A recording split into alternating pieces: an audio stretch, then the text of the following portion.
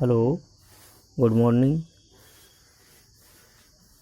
BTC second semester RSDC मनियामऊ।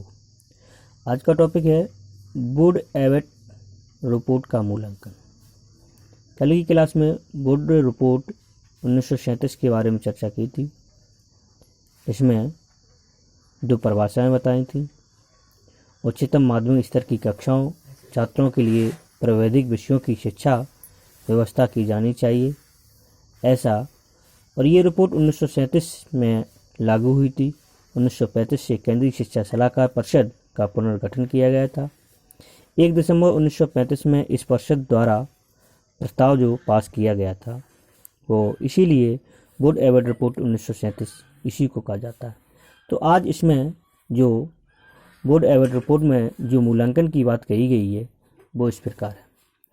Would Abbott अंतर्राष्ट्रीय ख्याति प्राप्त व्यावसायिक शिक्षा विशेषज्ञ के रूप में जाने जाते थे।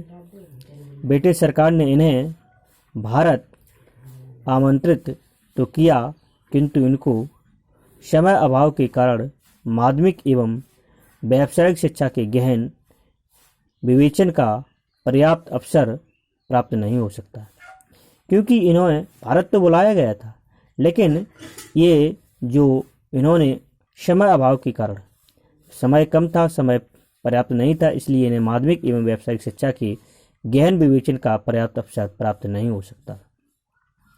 इनके समुचित न्यायादर्श के अध्ययन के आधार पर दिए गए निष्कर्षों को इस शताब्दी के पूर्वार्ध में व्यावसायिक शिक्षा के संदर्भ में किए गए उत्कृष्ट प्रयासों को गिना जाता है।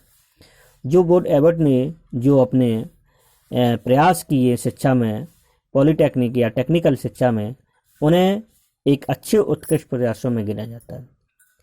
हमारे भारत के जो प्रोफेसर एस.एन.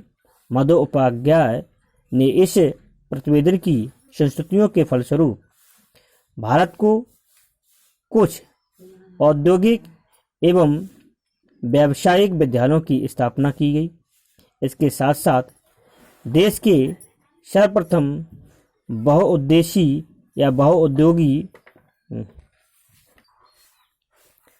एक बार देखें, इस प्रतिवेदन की संस्तुतियों के फलस्वरूप भारत में कुछ औद्योगिक एवं व्यावसायिक विद्यालयों की स्थापना की गई। इसके साथ साथ देश में सर्वप्रथम बहुउद्योगिक विद्यालयों का अस्तित्व आ गया। यह संस्था दिल्ली पॉलिटेक्निक है। कहने का मतलब आज देश में जो पॉलिटेक्निक विद्यालय चल रही हैं, ये जो अंतर्राष्ट्रीय ख्याति प्राप्त हुई है शिक्षा में, तो विशेष रूप से इन विद्यालयों को पॉलिटेक्निक शिक्षा के माध्यम से जाना जाता है। तो आज हमारी शिक्षा व्यावसायिक और रोजगार शिक्षा तभी हो सकती है। महात्मा गांधी ने भी कहा था कि बालकों को रोजगार परक शिक्षा दी जाए, और रोजगार परक शिक्षा के आधार पर ही बालक आगे को सीख सके।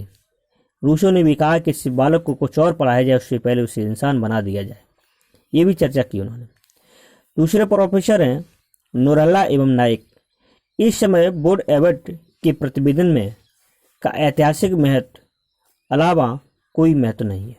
इन्होंने भी कहा कि इस प्रतिवेदन में जो इनका ऐतिहासिक महत्व है उसके अलावा कोई और महत्व नहीं है। तो वुड का जो मूल्यांकन किया गया वो इसी आधार पर किया गया। तो आज की क्लास यहीं समाप्त करते हैं। ओके, धन्यवाद।